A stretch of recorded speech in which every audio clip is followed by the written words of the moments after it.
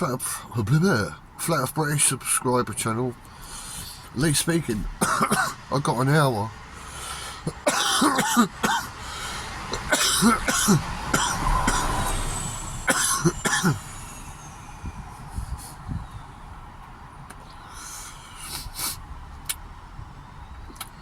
Which is weird. I mean, the last couple of weeks I've just so busy.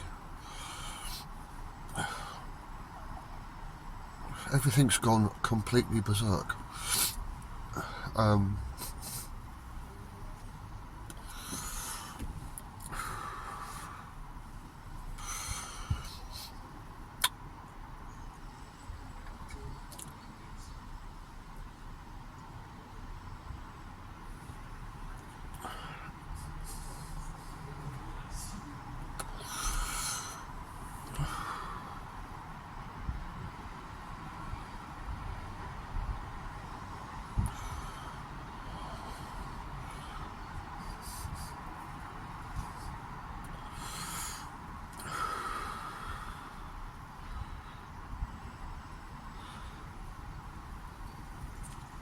So I'm supposed to be talking, aren't I?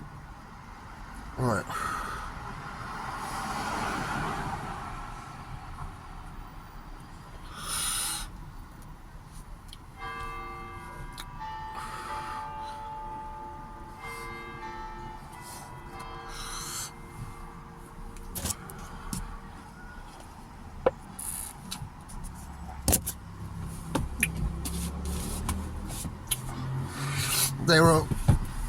There are things that I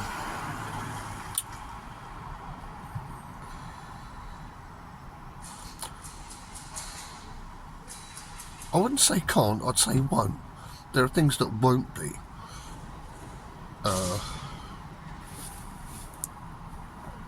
It's a bit bloody dangerous.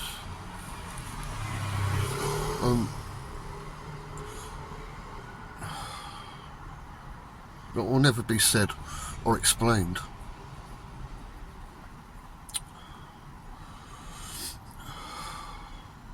Or perceived or understood.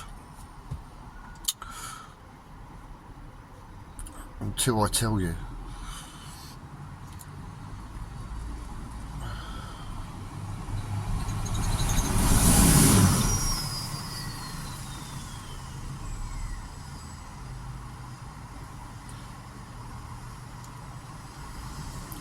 I haven't done many Vanavlogs the last year or two. For reason being, I've been completely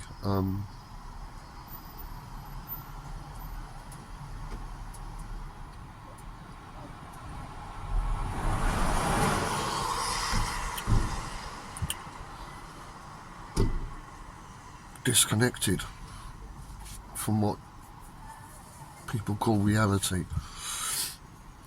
And but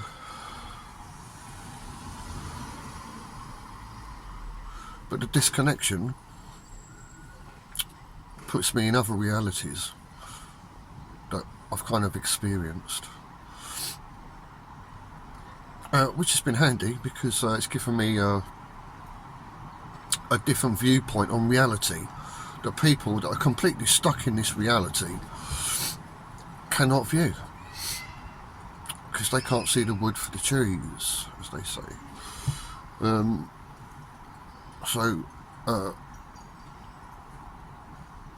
It's been kind of practical, a complete head fuck at the same time. Because when your only point of reality is the one that everybody else shares and nothing else, how do you make sense of other realities? And how do you apply the perspective from those other realities to this single reality? Very difficult. Because none of the rules apply between them all. So yeah, that's a bit of head fuck because I didn't know if I was coming or going. And plus, you know, you've got the point of I'm saying things that simply do not agree or make any sense in this reality. Nevertheless, I've been able to manifest them by speaking of them, explaining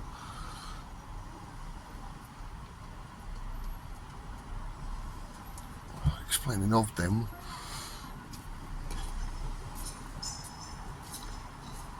but by applying it to this reality, which is extremely difficult, I might say. In fact, I did. I just said it. So,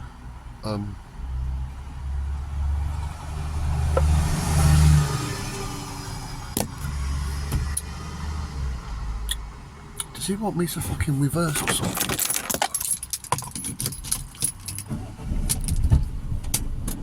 For fuck's sake, I'm not supposed to be turning the engine on.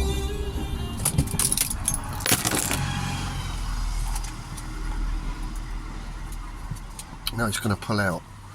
What a cunt.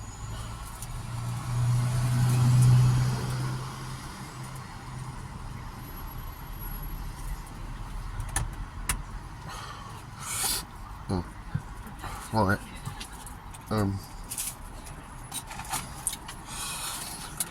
I know a lot of people haven't watched The Matrix. I'm not even sure which film it was. But Neil gets trapped at a train station. And the train station isn't the real world, and it isn't the Matrix. It's somewhere in between. And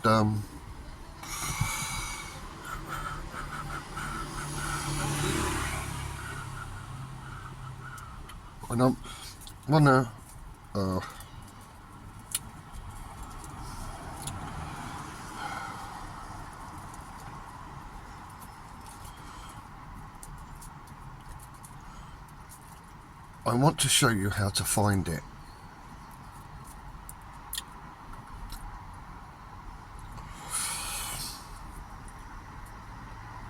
Well, at least try anyway, because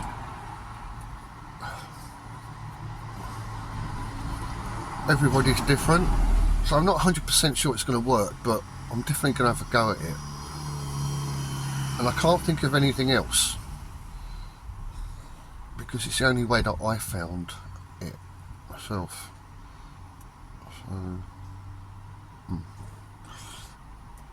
So,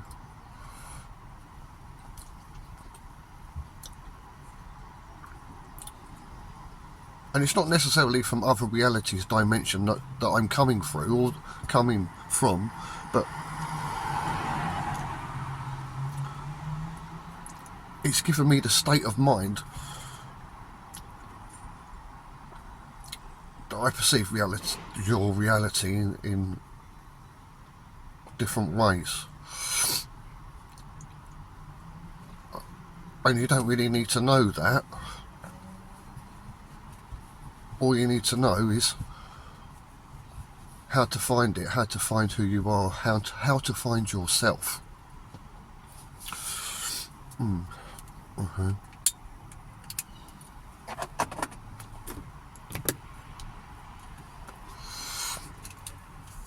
I have been thinking about for a few days. This is not just off the top of my head. I have actually been thinking about this, trying to think how to put it.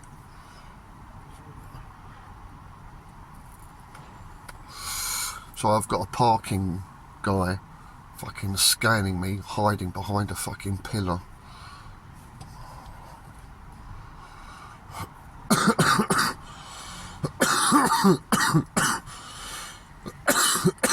I'll get there in a minute, just give me a minute.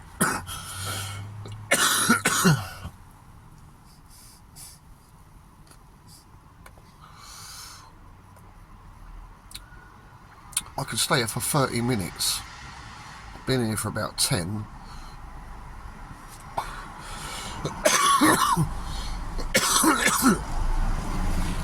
Honestly, the cunt is fucking standing there, just fucking staring at me. I mean, there's loads of fucking vehicles around.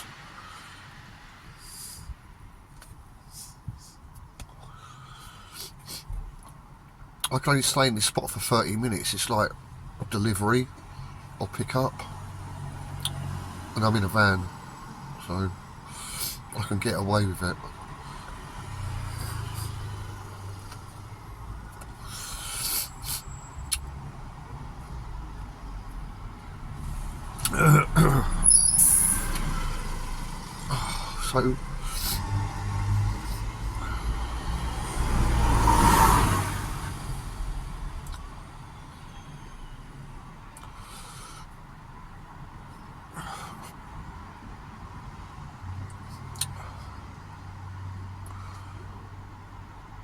So let's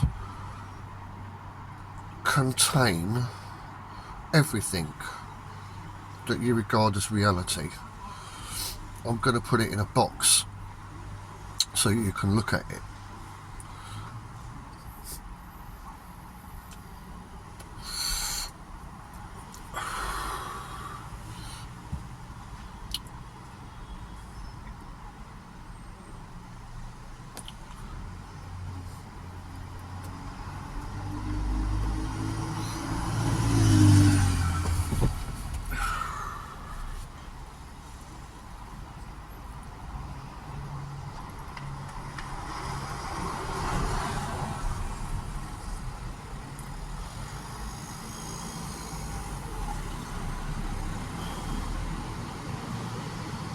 Two ways, one way, 2 ways or 1 way.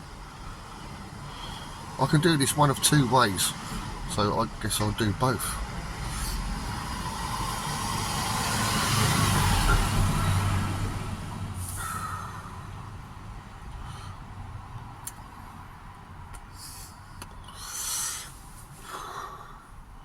Number 1,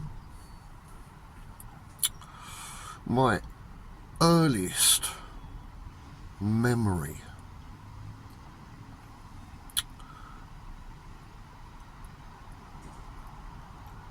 I don't know how old I was. I mean, how old are you when you can crawl? Or how old are you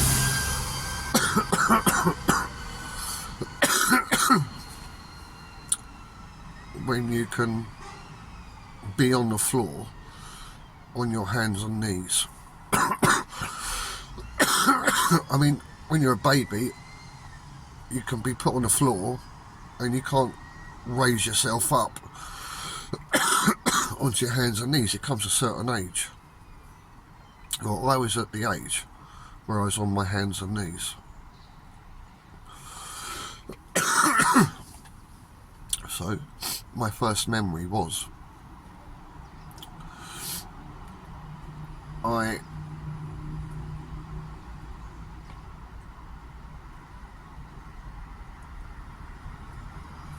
didn't see anything before, but there was a point where I was maybe 2 inches off of the ground and being put down. It's about a second. It's like, dum, like that, being put on the ground. So there was like a beige carpet. I couldn't see very far because I couldn't look left or right or up or down. I could only see what was in front of me. So what was in front of me was a beige carpet. To the left of me, the legs of chairs and a table. So it's like a dining room table and chairs, but all I could see was the base of them and a settee or sofa, whatever you call it, which had, this is back in the 1970s, so underneath you have little wheels, and these little wheels back in the 70s, they tended to make an indent into the carpet which you could never get rid of. And so what people in the 1970s would do, they would put coasters underneath these little wheels. They're kind of like brown, they're about that big, they're quite shallow, they've got a lipped end, and the wheel sits in it, and it moves about a little bit, but it moves about in the plastic and not on the carpet. So 1 second, bang, and I could see my 2 little hands like that, 2 little hands like that on the carpet, and I'm just looking ahead of me, and everything is kind of like, I didn't have any peripheral vision at all. I couldn't look left or right. All I could see was what was in front of me, including my little hands. And I saw it, and then I wanted to get up, but I couldn't get up. And that's where it ended. So I guess I started crying or something. I've got no idea. But it's just that. That is my first ever memory. I have memories, you know, 4, 5, 6 years old, obviously. I mean, sort of, you know, like 4 and 5. 4 and 5, maybe 1 or 2 memories, not very many. And then from 6 and 7, just loads of memories, you know. But my very first ever memory.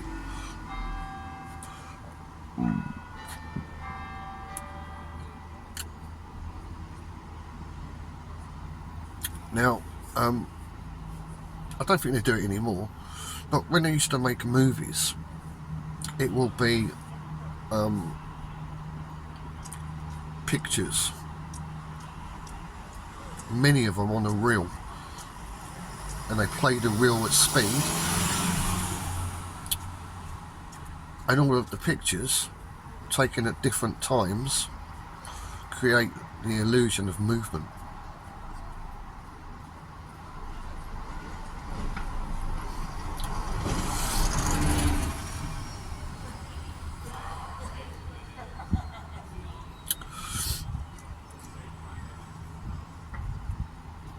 Now, we're talking about my first memory.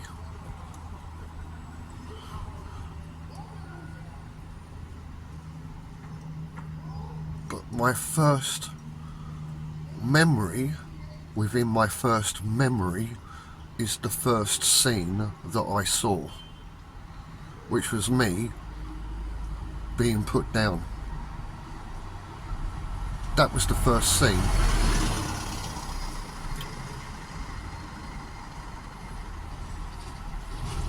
And that was my first experience of this reality, because I have no memory of anything else. And you could say, oh well, you probably did have a memory but you forgot. Yeah, you could say that. I'm not going with that. I just certainly wasn't compos mentis before that first scene of my first ever memory. And the thing is when that happened to me,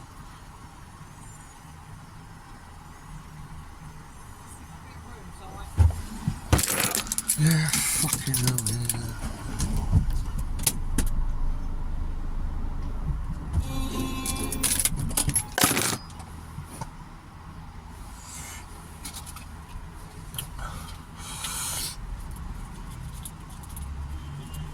My first thought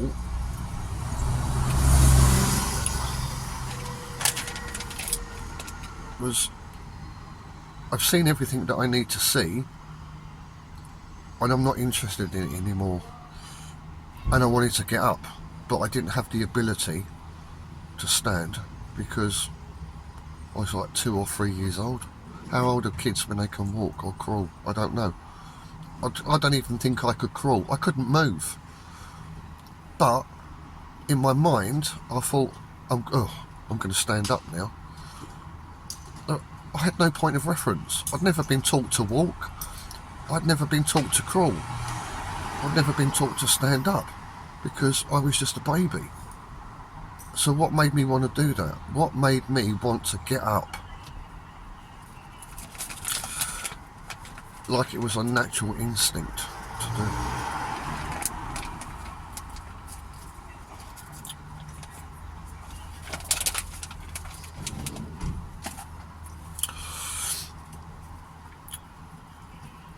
And I've been kind of reflecting on that.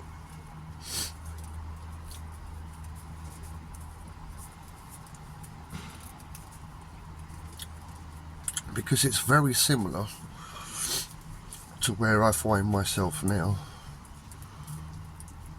53 years later. Nothing has actually changed. I mean, I can walk.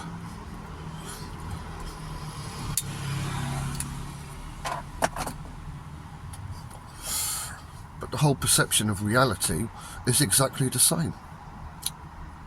Reality now is the same as reality then. It's exactly the same. Reality is reality. But the point is that was the first time it happened.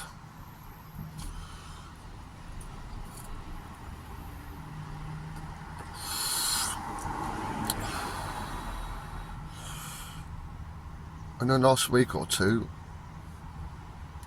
my kind of observation is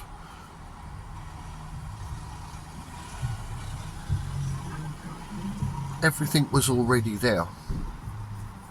Everything was all set in place. Everything is all in motion. When I was put down on the floor, it was all there. The table and chairs, the carpet, the sofa could have been 3 to 4 years old before I was even born. It was there.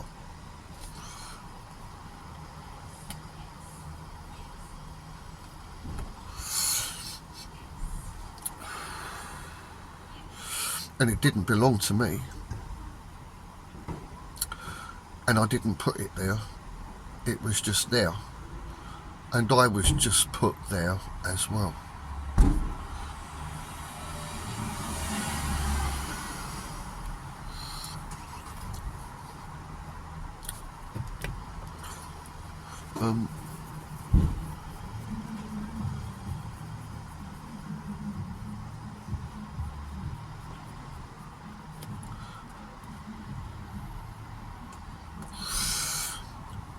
And the other part of that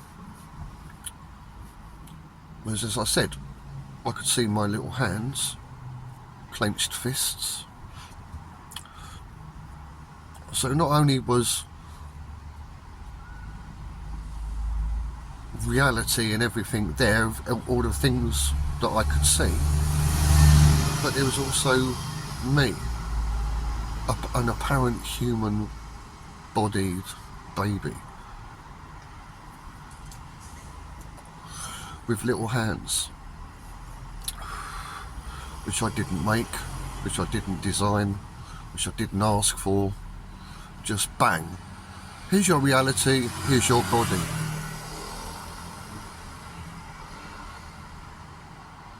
I just simply observed the situation that I was put into, my first ever memory, the first ever scene, the first photograph in a collage of photographs.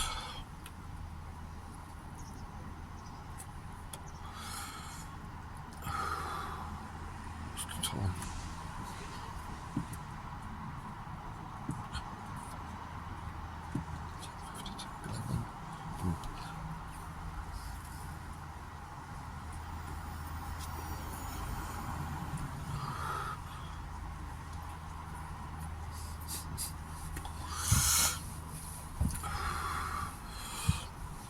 So if you like, it's a snapshot.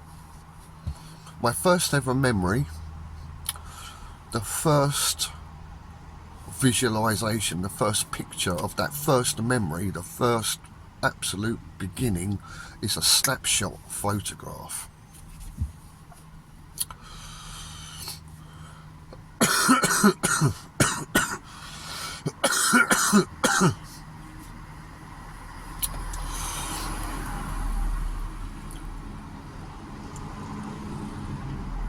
And pretty much that's all it was, and that's all that it is, just a snapshot. Ooh, this is tricky.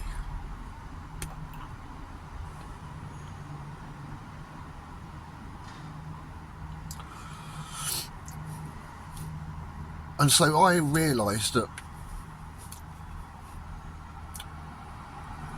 the very beginning, the very essence, that very moment for me was then.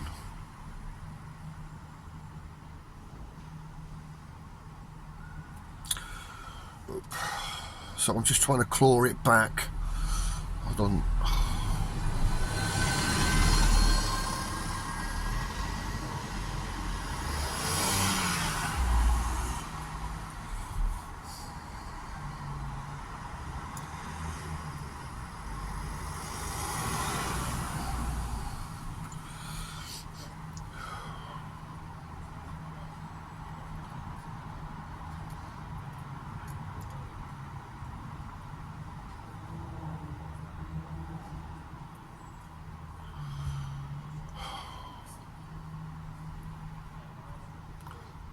Sorry, this is taking a while.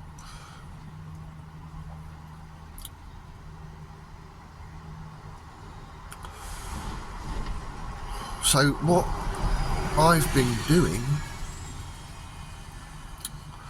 is constantly focusing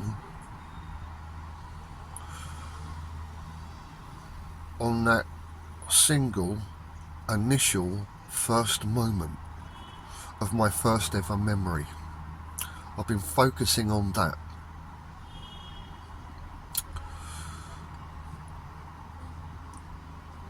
I guess one reason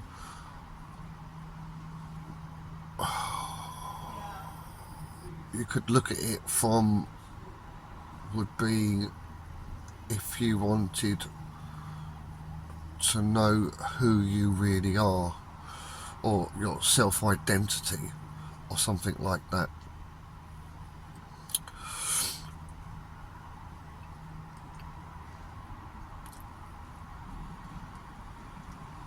And you're doing that for the reason being that you may consider that since your first memory, that reality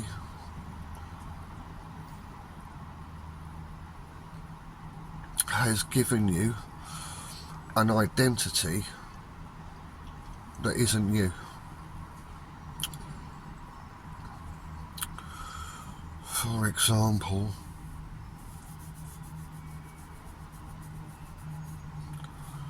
you grow up in China, so you think you're Chinese. Or you grow up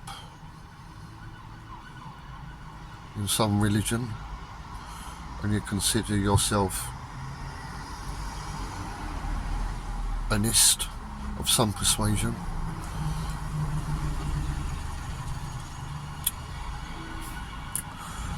Failed relationships, or like successes, education, influences, music, pain, misery, laughter, drunkenness, accidents, victimization, you name it. Everybody's constantly changing, getting different jobs, taking different roles, meeting different people, and everybody adjusts to every circumstance to get through it, or to succeed in it, or to lose in it, or whatever. And so much goes on that you might think, well, who am I really?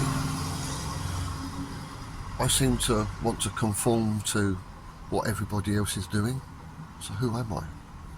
So for those kind of reasons, you might want to go back to your first ever memory, to the first ever scene, before all of those things happened, and then say, who am I exactly before all that shit happened? Who was I? And I think that's the point. That is the point. Who am I? I am the first scene of my first ever memory.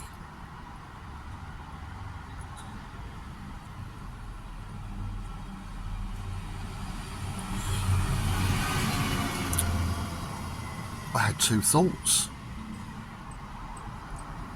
which is strange because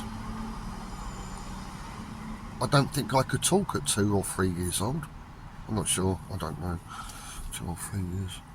I don't think I could talk. First thing I thought was, I'm bored. In a split second I'd seen everything that I could see. I couldn't look anywhere else. I knew what I could see. Now what? I'm bored. And then I wanted to get up, but I couldn't get up. So I'm bored and I want to get out of here. They were my first ever thoughts from my first ever memory, from the first scene.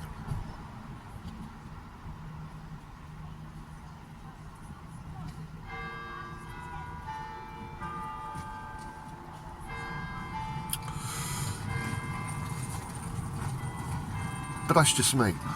However, I do think that everybody else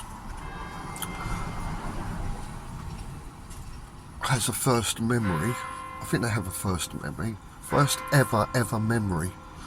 Obviously it's going to be different to mine, and I'm not sure if that will make any difference. But the first scene of your first memory, can you remember it? Can you remember that moment? And if you can remember that moment,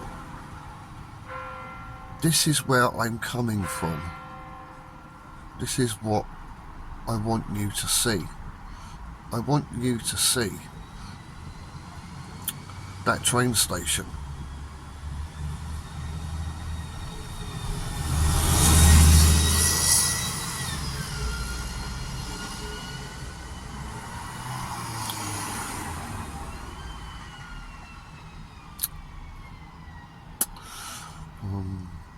There's a kind of a oneness in just reliving that moment, because obviously if it's your earliest memory, you're going to remember it, so it's not like you're going to forget your first memory, so that's not a problem. You've always got access to it. The first scene of your first memory.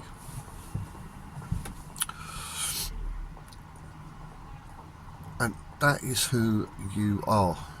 If you remember you then, that's who you are, regardless how many years have passed since then. And the things that you do and the way that you behave.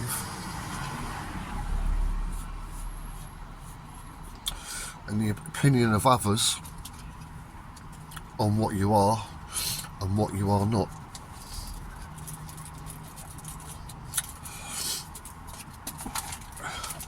It's irrelevant. You are that single moment. You are that single moment.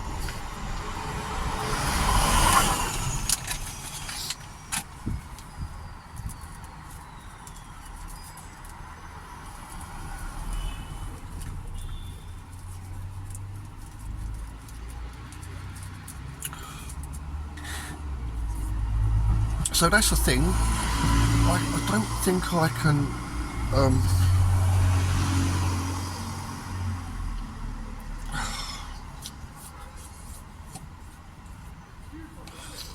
I don't think I can explain too much more about that without losing the essence of what I'm trying to point out, which is you. If I say too much, it kind of contaminates it. And there's something about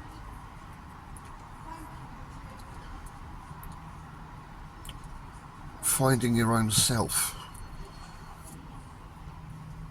simplistic.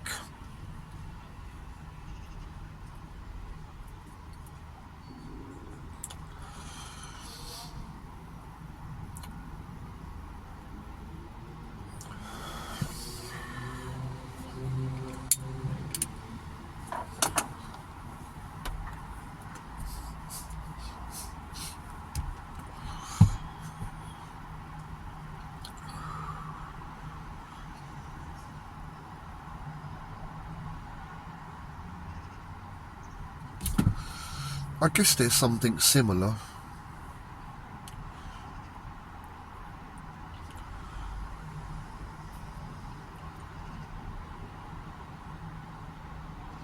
If something happened to you in life, and it's so extreme, that in the moment you completely forgot everything and you was completely caught up in that moment, all there was that thing and you. It's the same. First memory, first thing. All there was that moment and you.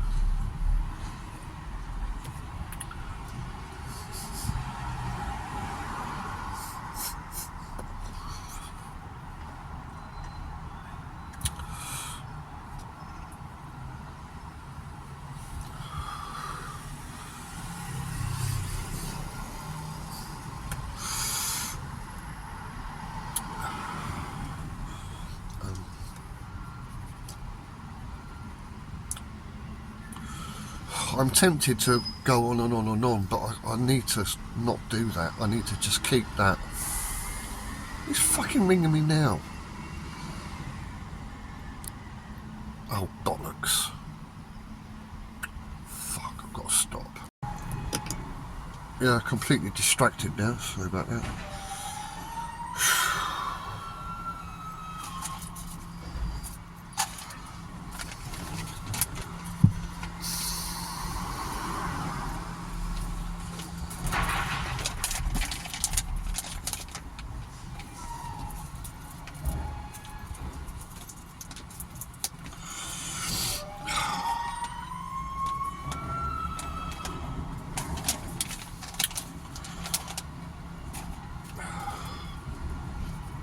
So I don't know, can you remember your first ever memory?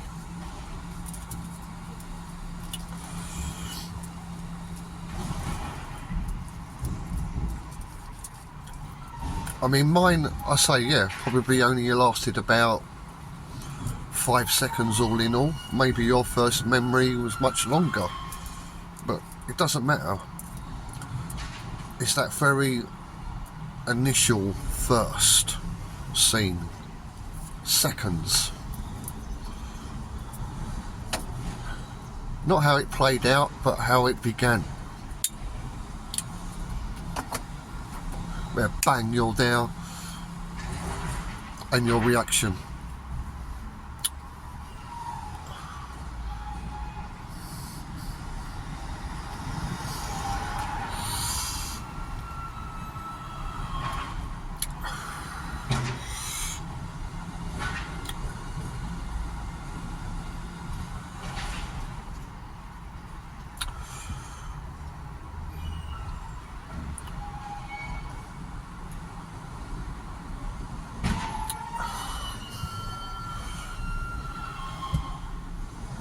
And then think, every time you blink,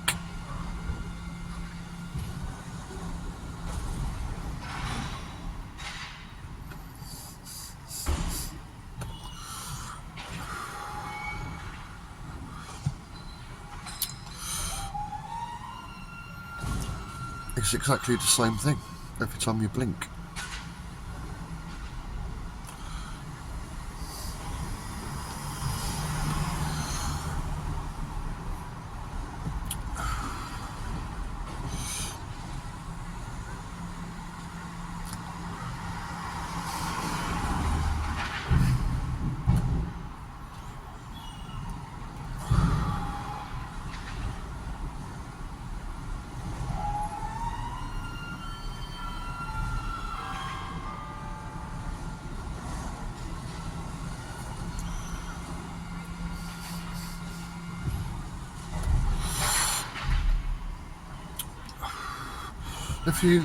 If you consider reality,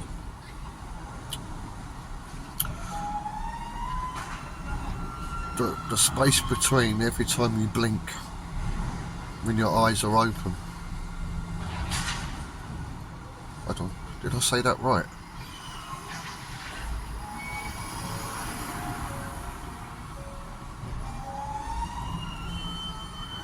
Yeah, the moments between every blink is a memory. Not your first,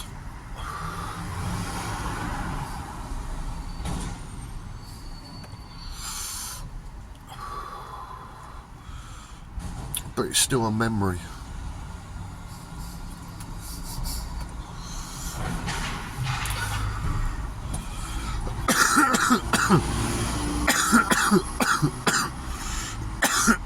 So for example, right now I see everything around me. I blink. I'm going to blink slowly.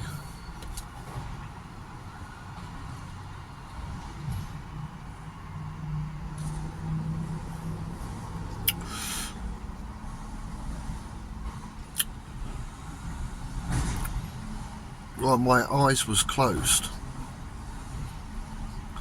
I remembered where I was, and when I opened my eyes from the blink, I saw exactly what I expected to see from my memory.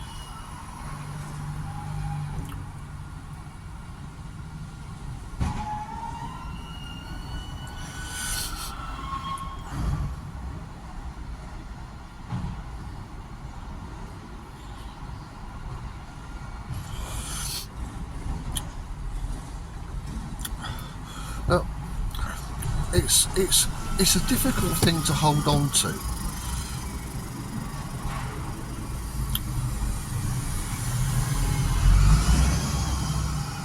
To consider yourself and perceive yourself from your first memory, the first moment. It's difficult to hold on to that, I know, because I'm doing it myself and it's really difficult to keep holding on to it. But if there is a real you, that is the only example of you that you have. Everything that goes beyond that, that follows on from that, is disingenuous and influential and misleading of who you are.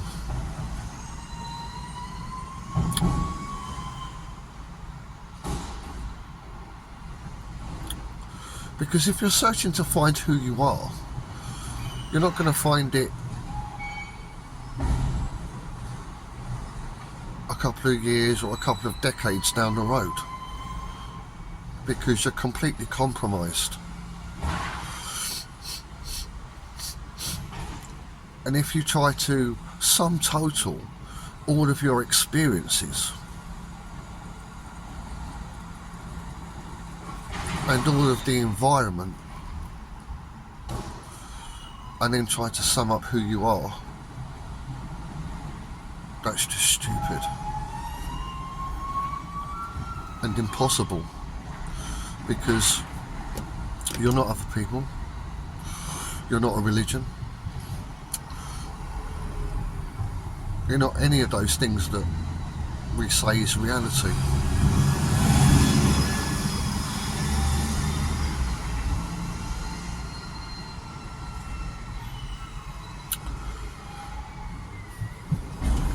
And so anyway, I'm just really going to try not to say anything more. It's just getting more complicated, and the point is getting lost. But I think every individual you, if you can find that place and stick with it, you'll find stuff about yourself.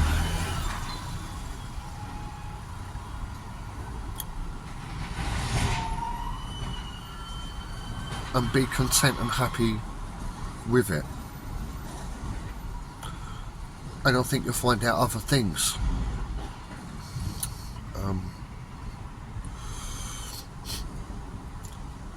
For me, I can't go any further than that at the moment. Apart from just recognising that moment, that is me. and everything that's gone on since isn't. So I'm going to leave that there. But applying it to everything, which is what I do, whatever I say, I apply it to everything.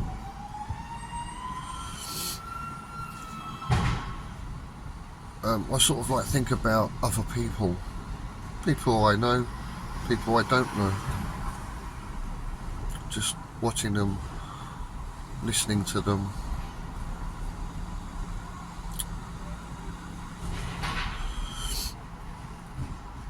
And they've never been told what I've told you.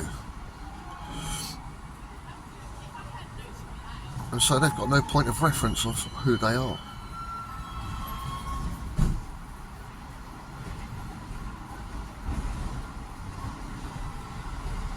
And really most people, if not all, are just headless chickens running around trying to solve problems, trying to fix things, trying to forget things, trying to make things, etc., etc.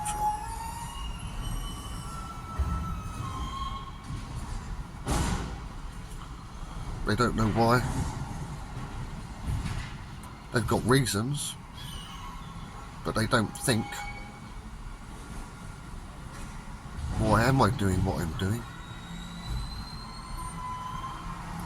From the perspective of,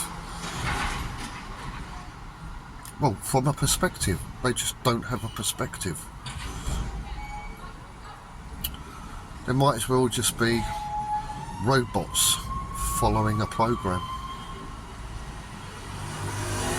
uploading their software day to day, minute to minute, hour to hour, year to year, updating their software, upgrading their software.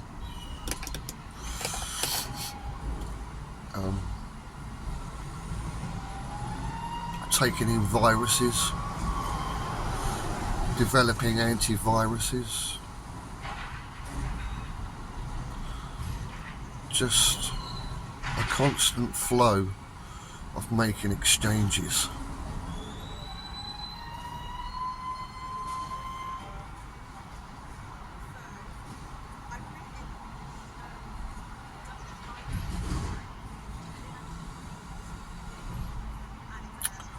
Yeah, I was in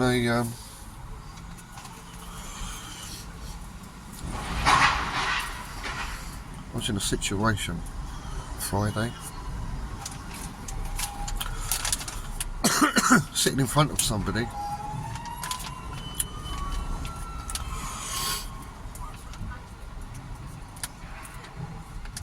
and the circumstances of that meeting was, I was at one side of the table and there was the person at the other side of the table, and the person at the other side of the table had been told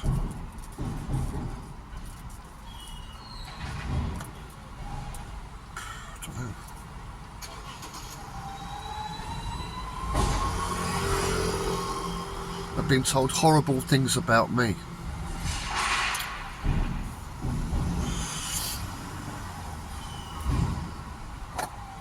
Which weren't true at all. Some of it's just so ridiculous. I thought, like, how could you even say these things to me? You know, how can you look me in the eye and actually say these things to me? Like, for example, it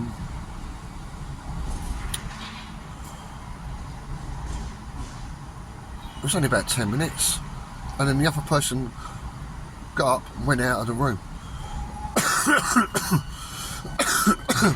to try and find more incriminating evidence or something. And while they were gone, I rang me dad. And Dad said, "How's it going?" Because he knew about this meeting.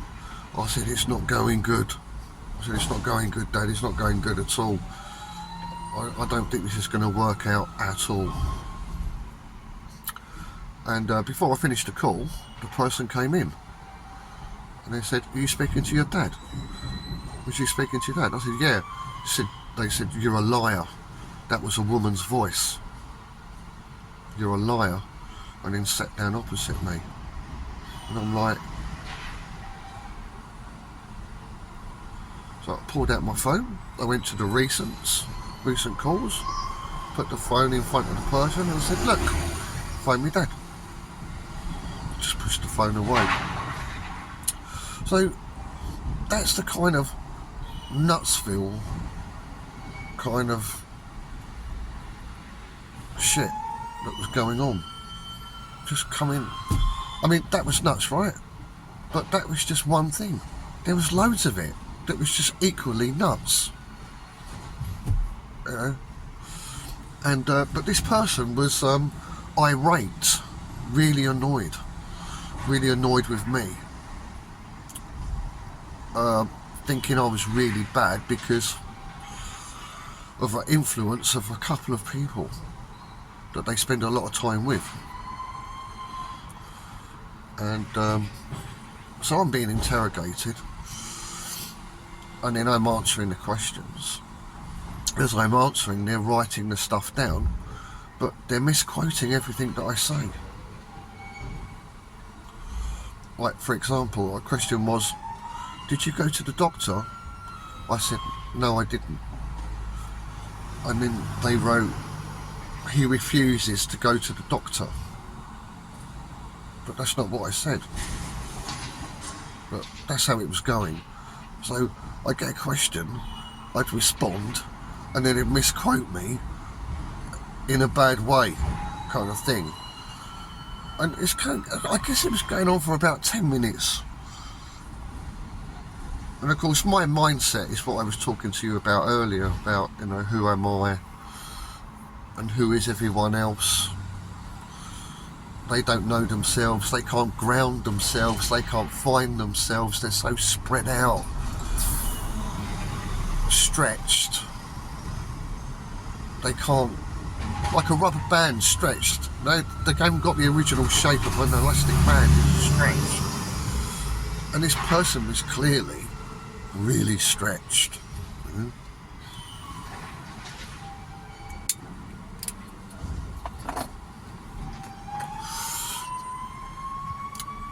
And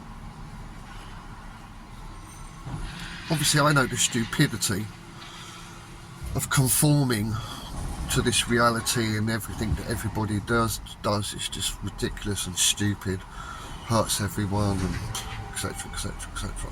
So I can see the person was in that predicament.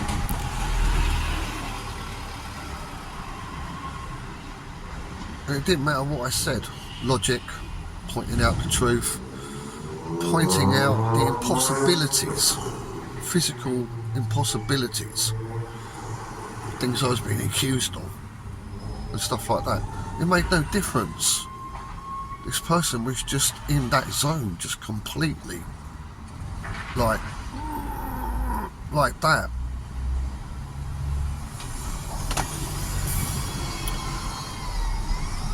So I'm just kind of looking and thinking, you can't escape. You can't escape this. There's no way you can escape this. You're so caught up.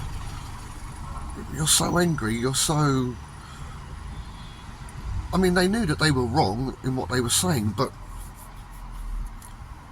because it's like kind of like a business thing, there's procedures and stuff, and you know, you have to kind of, they have to validate the lies, try and catch me out and stuff like that, you know. And I was just kind of looking at the person thinking, my gosh, you're really suffering right now. I mean, I was cool on the gang, man. I was cool on the gang. I'm sitting there, I think, what a load of bollocks, you know. What an absolute load of bollocks they're coming out with. And I could also see the pain and the anguish in this person. So I thought, I've got to meet this person on my level where it's safe. And so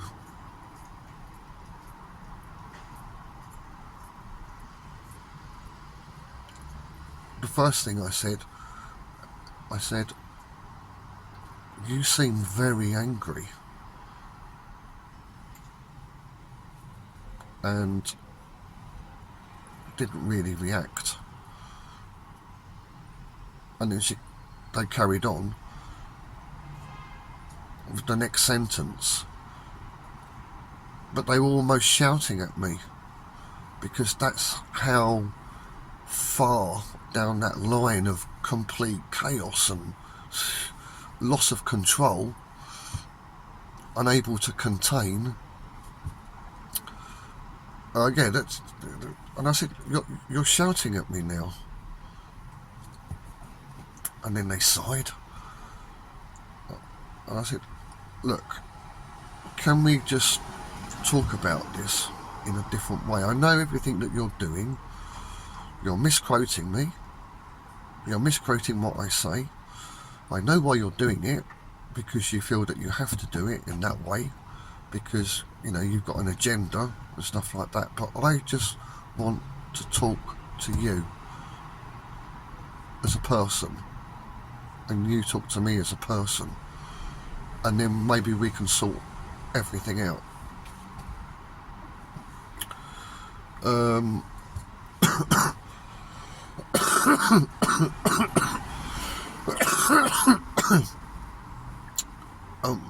Within a second, they flipped. Not flipped bad, but just flipped to,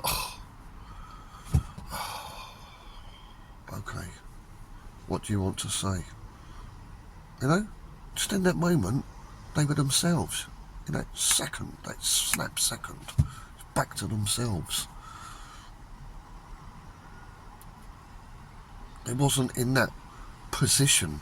It didn't have the obligations or the procedures to follow, because I shut it all down simply by pulling them out. But I think if anybody else was there in my situation, that never would have happened.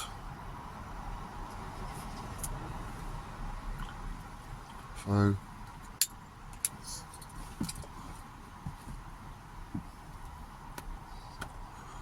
I've got to go soon.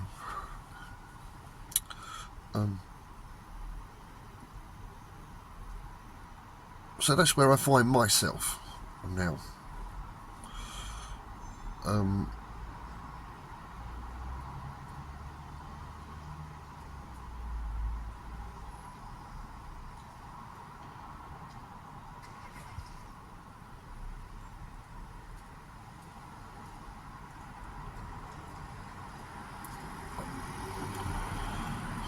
I suppose I don't hold any values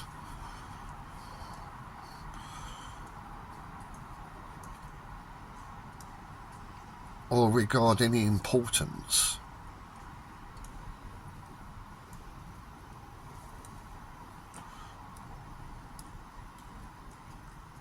to pretty much everything that people do. I don't mean to speak against people, it's just that people do all these things and it messes them up.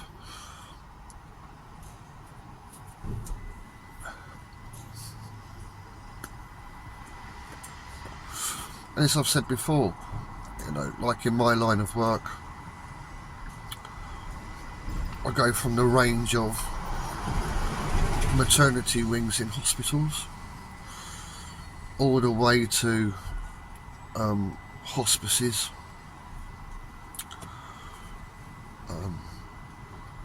end of life places, crematoriums, you name it, the whole thing, the whole gamut of life from beginning to end.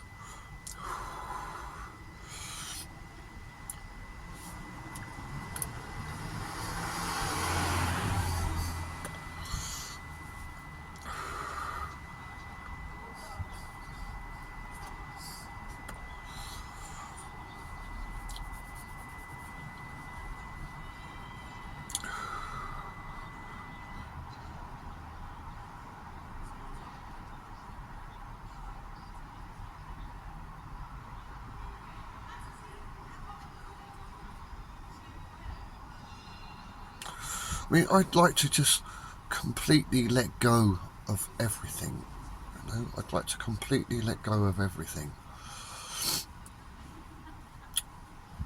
And I'd like to let people, I'd like to help people to let go of everything.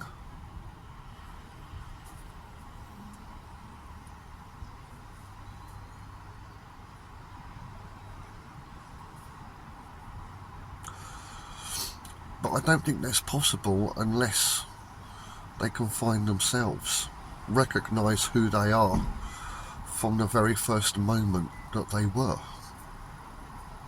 which is your first memory. Now I've said it, I guess it's a possibility, and I've explained it to a minor degree, that it's logically feasible as a consideration.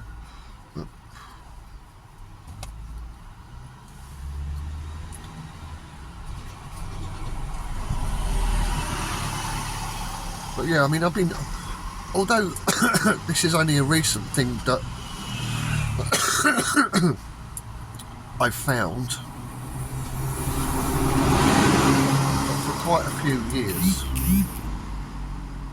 I have been degrading my whole perception of what life is and what it should be for me personally. And I've applied it.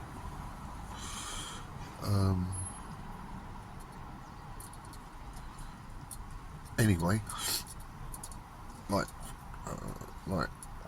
for example, which you might know this yourself, experience this one yourself. I've been married for 25 years, 24 years, 24.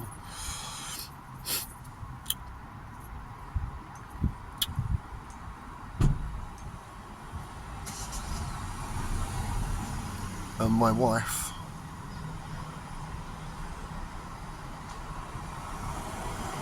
from occasion to occasion would say, oh, you haven't done this and you haven't done that, because of whatever reason or whatever, or something like that.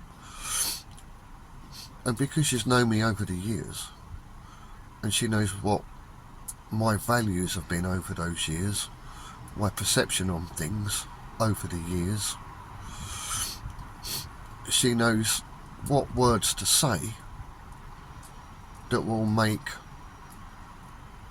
a sharp imprint on me, so I would resolve a matter that she wants resolved.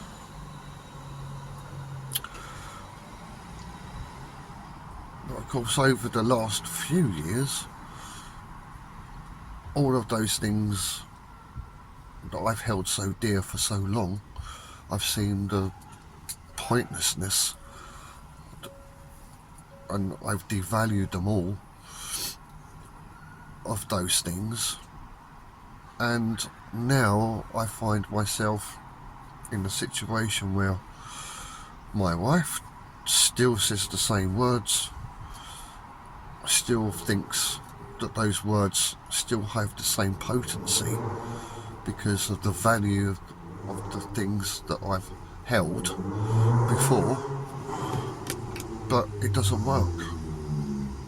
In fact, she can say anything to me about anything, and unless I feel like it, I don't even respond anymore.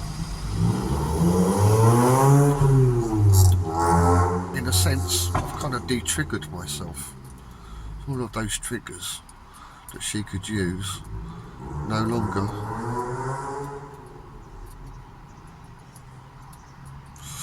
And, you know, that's just a wife. But it's far reaching further than that, you know.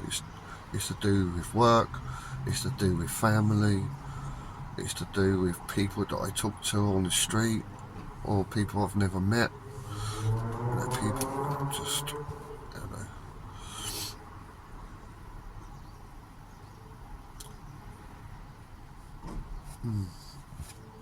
I think I'm going to have to stop here. I have to change the subject. I mean, there is another point. So I'm speaking about us.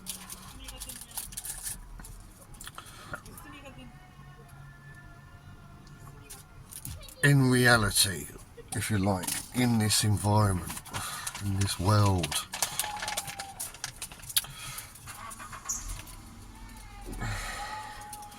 Now I'm talking about disassociation with the world from within. But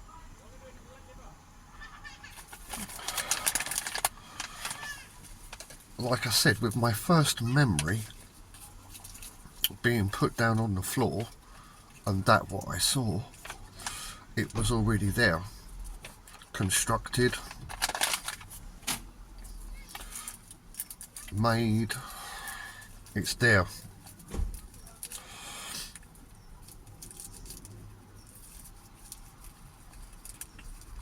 You know, the table, the chairs, the carpet, rulers were used, knives were used.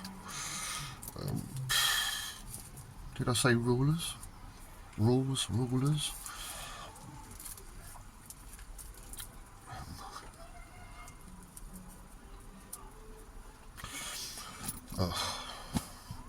Oil, dyes, all kinds of stuff. It's there.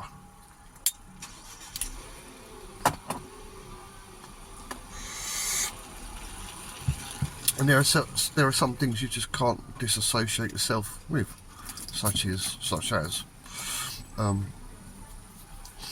if you don't beg, if you don't work, if you don't claim benefits,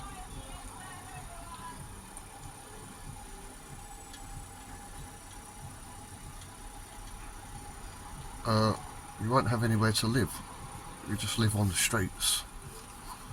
So there's systems in place in this world, in reality, that you just can't avoid.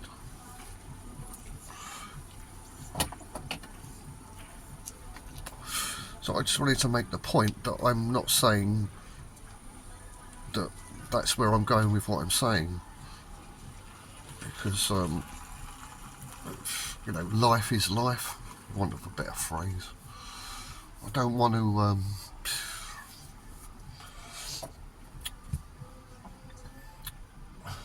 to big up reality and everything that it is, you know. I don't want to give it any credit whatsoever.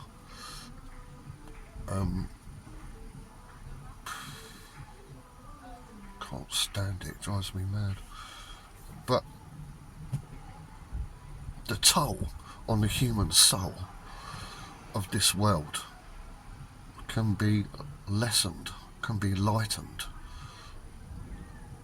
The price that you have to pay can be less.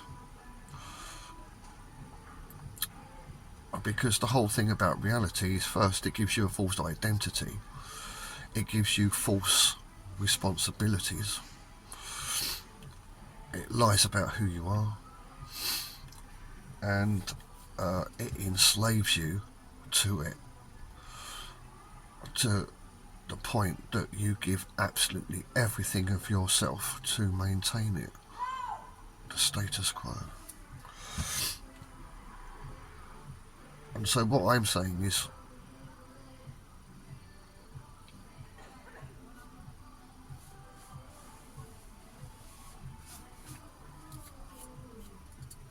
to not let it have the power that it has over you through deception.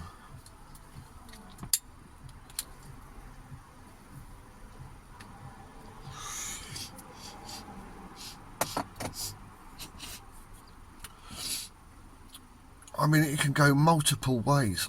Multiple ways. I could speak hours on it, but I have to keep it simple.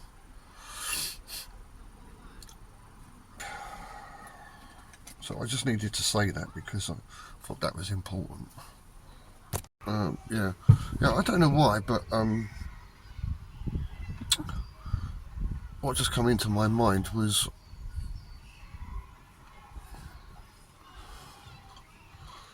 a suicide bomber. A suicide bomber.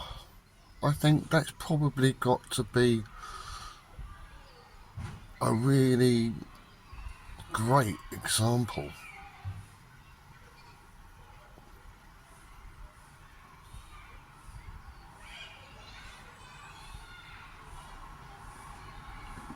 of what everybody is doing to themselves.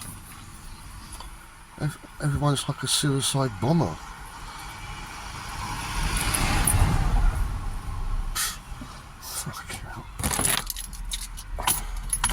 I mean, what is a suicide bomber?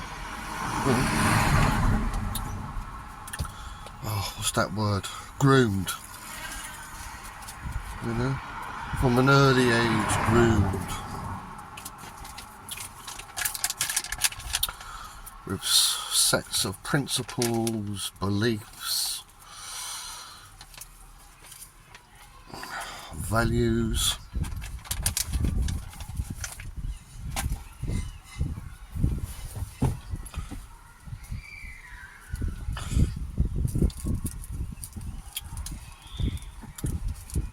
And a suicide bomber, they don't value themselves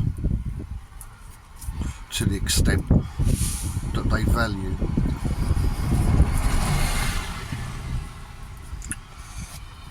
what they've been groomed to believe.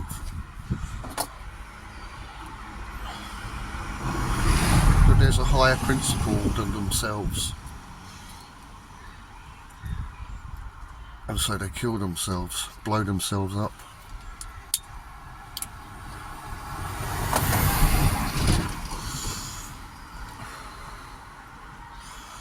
I mean, what's the difference? I mean, what's the difference between a suicide bomber and going to work? You know, in that framework. I mean, if you work for a company, your value is less than the company that you work for. The company that you work for is of greater value than you. And just to prove that point, they can sack you.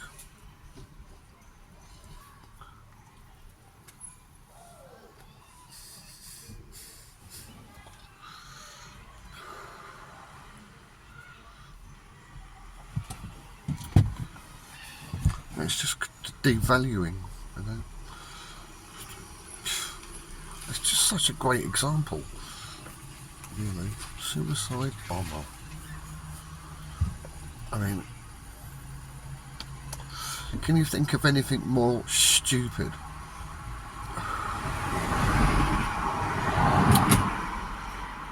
I mean, my first thought was just, you know, the whole thing about suicide. You know, people that commit suicide. And I don't know the numbers, but I think probably 70%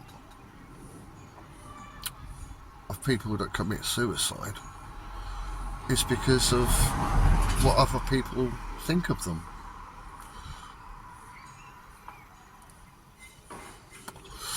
Or what they think that other people think of them.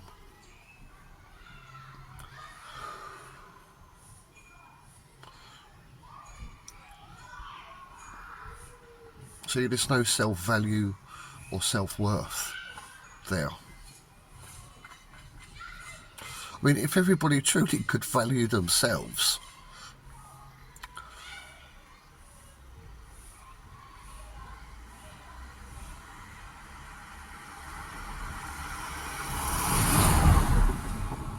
then everybody could value each other.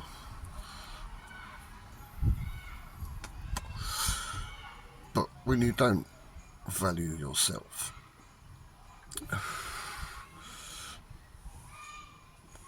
and you're taught to criticise yourself,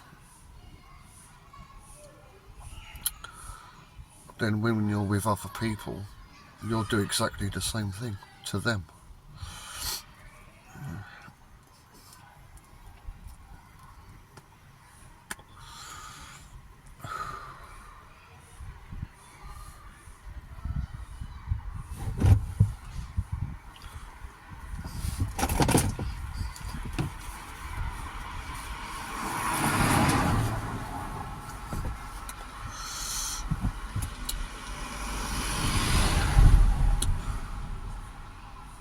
You know, there are people in this world that don't work.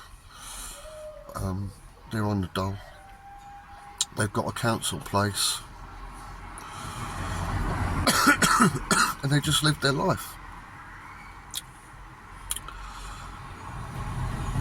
I just think that's absolutely brilliant. Brilliant way to exist.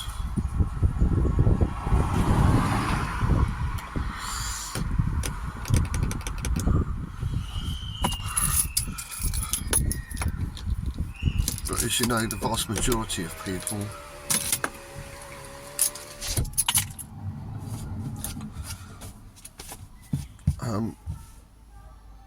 don't have the same viewpoint of those people. And you know why? Because that's what I'm talking about. This is all the same thing.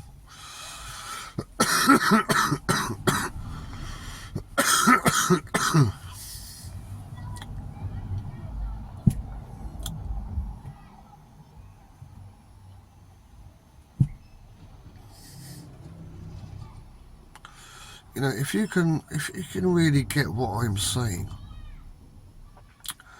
really hold on to it, everything around you starts to fall down and fall apart. It seems to, but it isn't. It's just that you're recognising the status quo, that everything is kind of fallen down and broken, mismatched, misdirected, unprofitable, devalued, and everything like that. It's been like that since you were born, and it was like that before you was born, and it will be like that after you're dead. It will be the same. But up until this point, it's just normal, and it's not a problem, because people still go and get married. They have birthday parties, they go night clubbing, they have celebrations,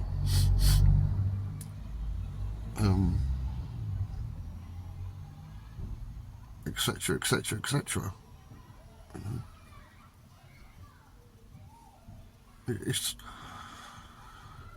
And so you just think, no, it's completely normal. Life's meant to be hard. You have to pay your taxes. You have to listen to what that person says because they're above you. That's your boss. That's your mum. That's your dad. That's your uncle. That's your enemy, etc. On and on and on it goes. Hierarchies.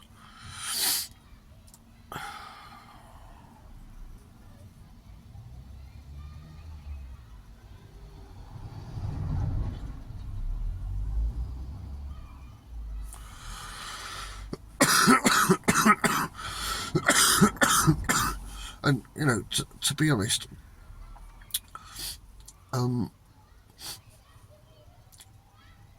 this is not like a course, and I'm saying like, oh, you have to recognise this, you have to recognise that, and then this is what you have to do, and then you have to do that, and then you have to go over there and do this, and then don't let that happen. And no, I'm not saying anything.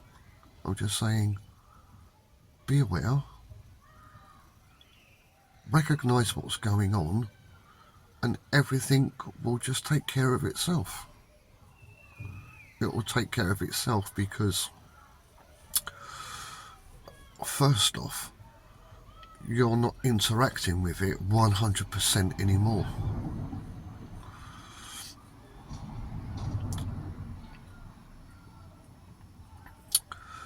And so, because everything is exchanges,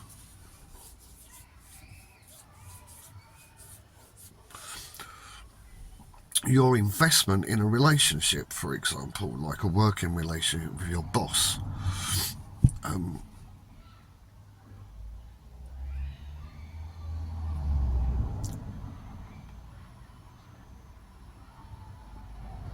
they say they want 8 jobs a day out of you, whatever.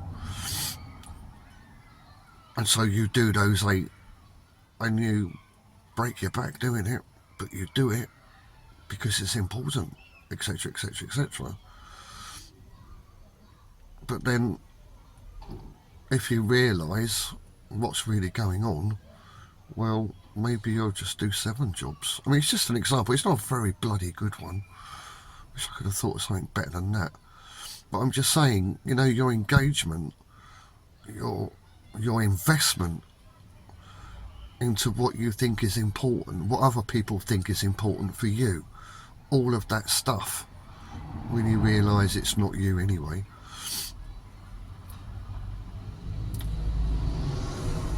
that you don't need to conform to an image that they put you into, whether it be a job title or a nickname, you're not really going to be forthcoming. You're not going to give 100%, which is what they want.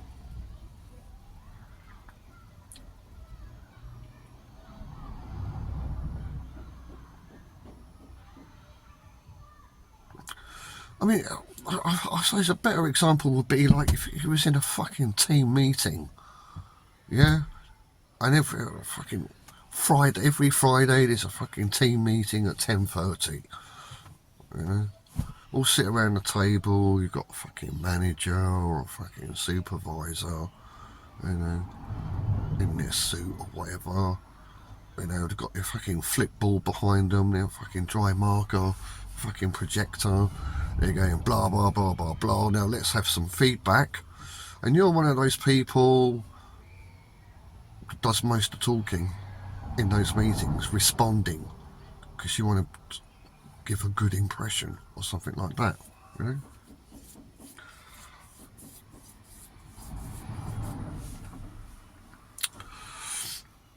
But if you kind of realise that everything coming out of their mouth is just a load of bollocks, that they've just got to say those things, and they've got to do those meetings every Friday because when they signed the contract, they agreed to do that. But that's it. You know, all the shit they're coming out with, they probably don't believe half of it, but they're just saying it because they've got to say it, you know? And then at the end of the meeting, there might be a little exam, or you might have to sign a piece of paper to say that you are now aware of the points of the meeting, and then it goes into a file in the manager's office or the boss's office. And then at any point, you can be dragged into the office and they'll open a filing cabinet and they'll pull out your folder and they'll go blah, blah, blah, blah, blah, blah. You signed this, you signed that, blah, blah, blah, blah, blah. They don't care. They're just doing what they're doing. But when you kind of realise that, naturally you wouldn't be quite as involved in those meetings, would you?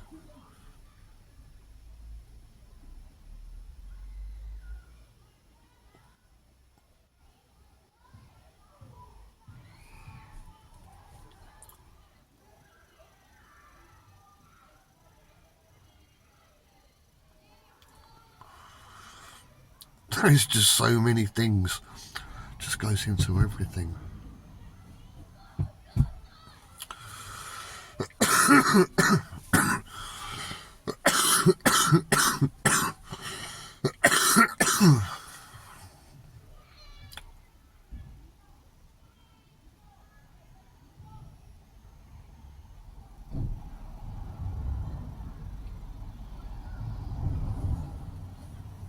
Anyway, was there anything else?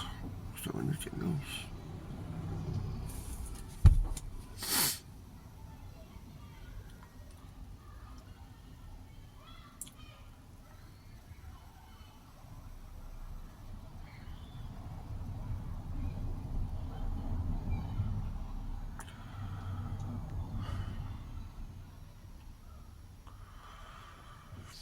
There's a saying,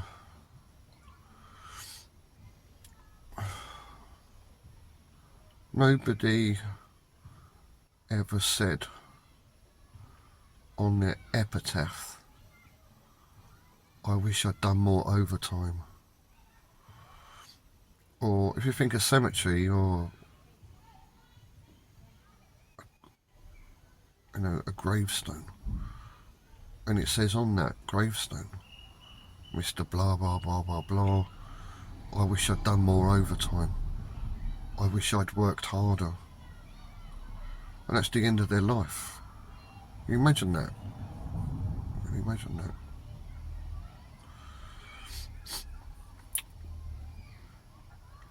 Will there ever come a point in your life before you're dead that you won't have that number one rule in your life? I wish I'd worked harder. I wish I'd done more overtime. I wish I'd been more efficient. I wish...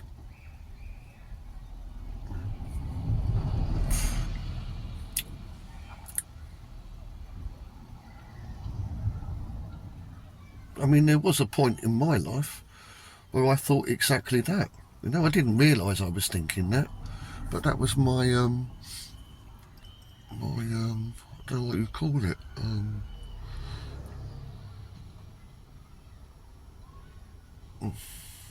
that was my standard, really. My standard. Got to work more, got to do more, got to be more efficient, got to please everybody, got to make everybody happy. I've got to do everything that's not for me. But I don't really feel like that anymore. I do feel better for it, I must admit. And I certainly wouldn't have that on a gravestone if I ever had one. What about you?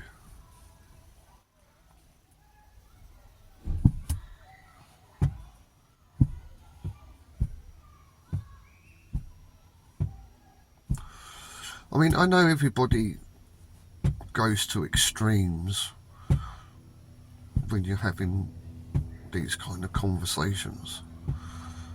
So they'll say like, oh, okay man, we'll just be hippies, man.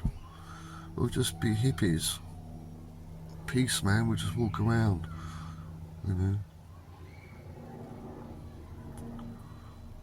drinking pine sap, eating quiche, and playing guitars and tambourines. But I'm not saying that, I'm not just saying that. I'm just saying take your foot off the accelerator. And, everybody's direction in life is the grave.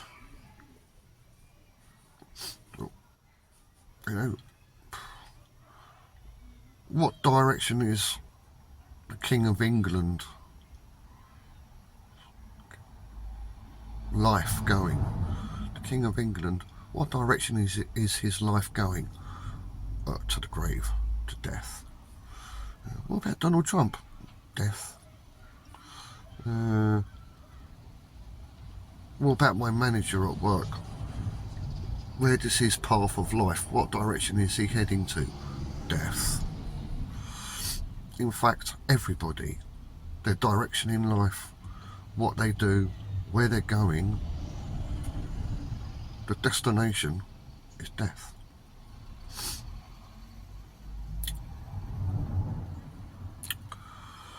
And so I don't think it's unreasonable to ask the question.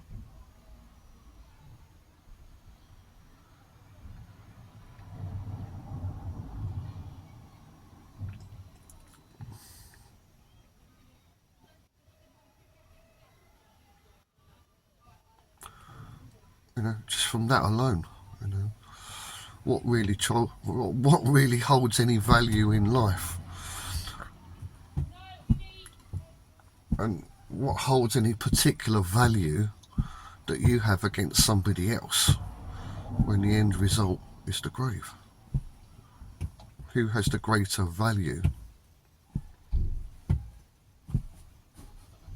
It's just ludicrous. And you can take time into that as well, if you believe in the concept of time.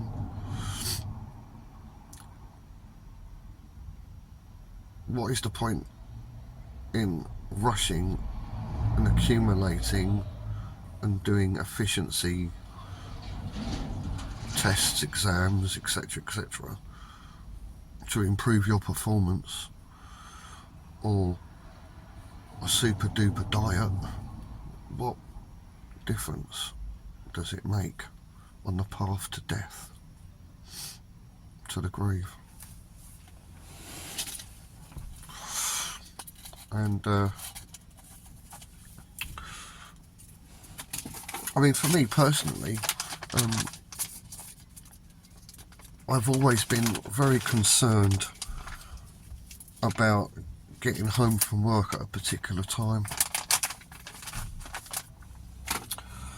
And so, if I'm on my way home from my final job of the day and I hit a traffic jam, I go absolutely fucking ballistic, cursing, everything, getting annoyed because I'm not going to get home at that particular time.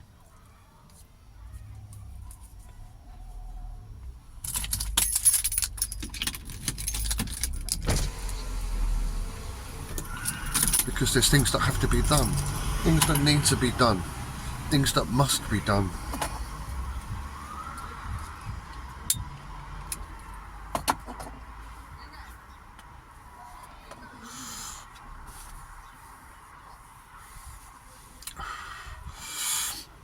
But now that I know my end, which is the grave, what is the point? What is the point in rushing around?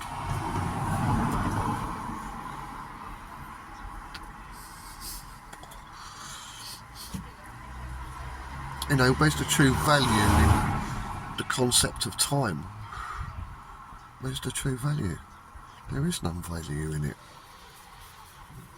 I mean the clock. When I say time, I mean the clock. Following the clock.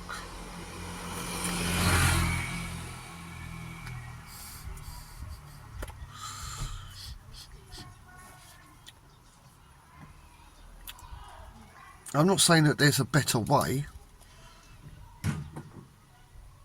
I'm not saying that there isn't a better way. There might be. I don't know. Maybe not. Maybe there is. But all I'm saying is that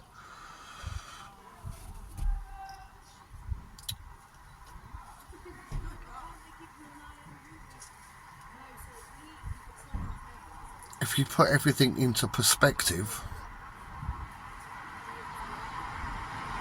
you're going to change how you interact with reality.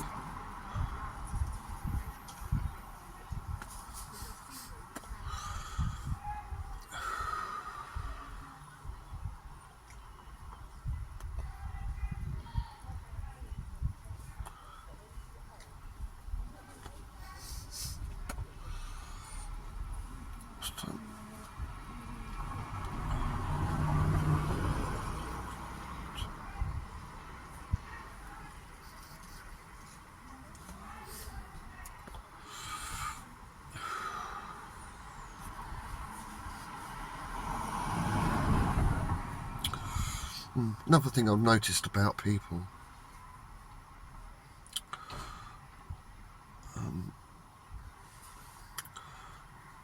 not so much in the past, but definitely since the 1990s,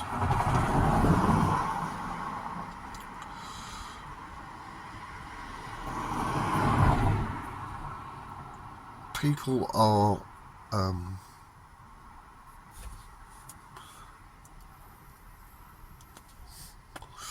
very moody. They have moods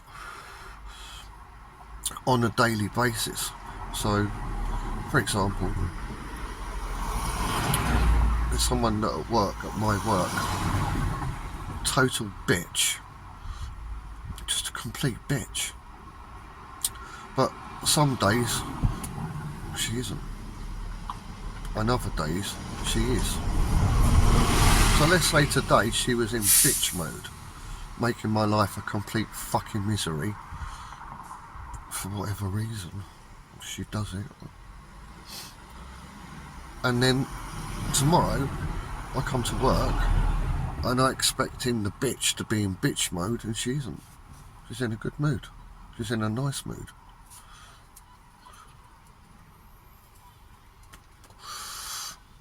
Same with guys, you know, there's a cunt that I work with, he's a complete cunt. He's a total cunt. Some days he's a cunt, some days he doesn't behave like a cunt. But say like before the 1990s, you know, if someone's a bitch, they were just a bitch all the time. If they were a cunt, they were a cunt all the time.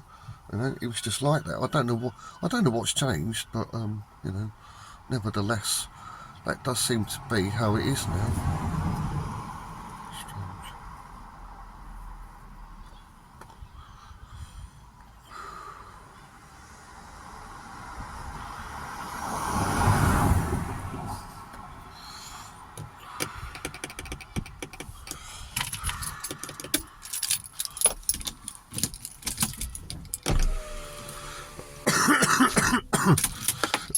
But one way or the other, the path leads to the grave. And really to them, being a bitch or a cunt or a nice person, neither has one greater value than the other.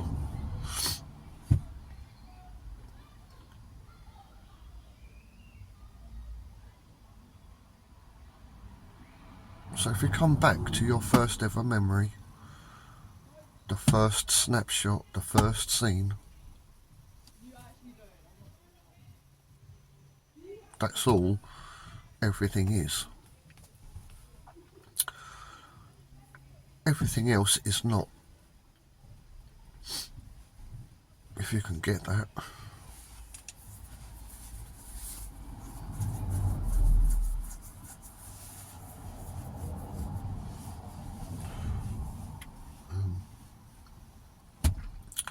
I mean, I guess you can guess from my Vanavlogs, you know, I don't do professional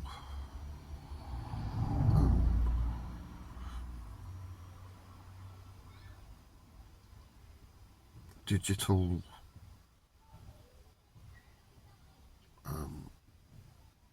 vlogs. I don't have lighting in my van. Don't have a green screen. I don't act. I'm just normal. Just do a normal vlog for normal people. Which is very rare. Very rare. Even people, you know, well, I don't know, 7 years now I've been doing Vanavlogs, and since then other people have started doing it as well over the years. But you know, they're still acting, still trying to put on some kind of an act to be appealing. You know, they've got false teething or something, or you know, dye their hair, wear a wig, syrup, or crack lots of jokes. Oh, a persona, you know, do a persona, an image. You know, I just don't do any of that bollocks. I am what I am. Don't need to try and be somebody else.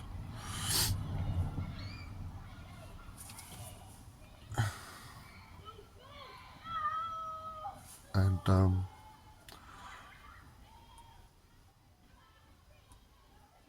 yeah, same with all kind of like interaction in all relationships, you know. They might expect you to be a certain way, and you may play up to that and be that, take on that persona.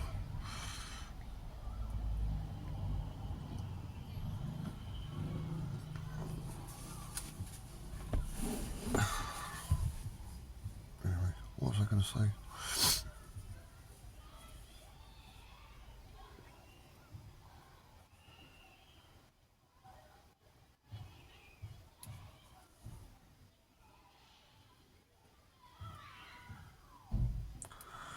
Bloody hell, this is a really difficult Vanavlog. I'm hardly saying anything.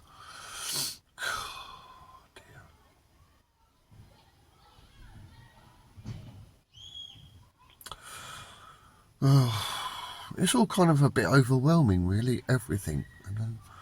The whole concept of life. I'm talking about the whole concept of life. Everything.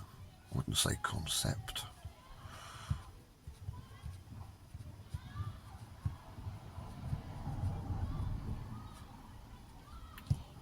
I just can't believe, I'm just watching people walking around, smiling,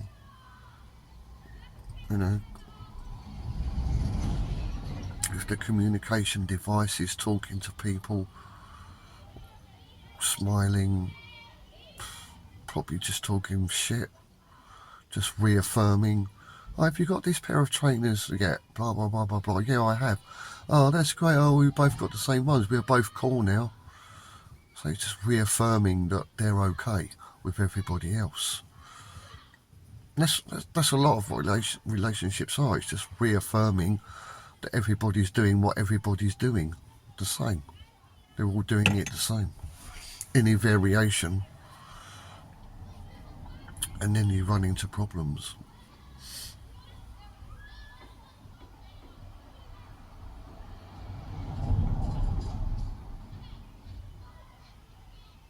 What's the time?